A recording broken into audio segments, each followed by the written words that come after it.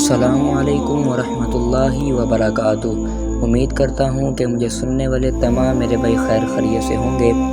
فرمانے مولا علی رضی اللہ تعالی عنہ، ہر شخص جب یہ جہان چھوڑنے لگتا ہے تو اسے معلوم ہو جاتا ہے کہ اس کی منزل جنت ہے یا جہنم، اور یہ بھی جان لیتا ہے کہ وہ خدا کا دوست ہے یا دشمن۔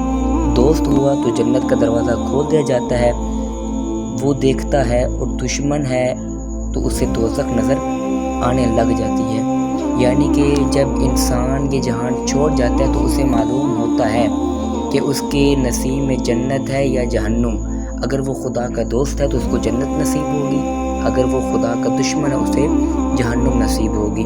تو ہمیں دنیا میں رہ کر اس طرح کے اعمال کرنے چاہیے کہ اللہ بھی ہم سے راضی ہو اور اللہ کا محبوب بھی ہم سے راضی ہو، اور اللہ ہمیں جنت الفردوس میں داخلہ عطا فرمائے۔ اللہ تعالیٰ کی بارگاہ میں دعا ہے کہ اللہ تعالیٰ ہمیں اللہ تعالیٰ سے اور اللہ کے حضور سے محبت کرنے کی توفیق عطا فرمائے۔ السلام علیکم ورحمۃ اللہ وبرکاتہ۔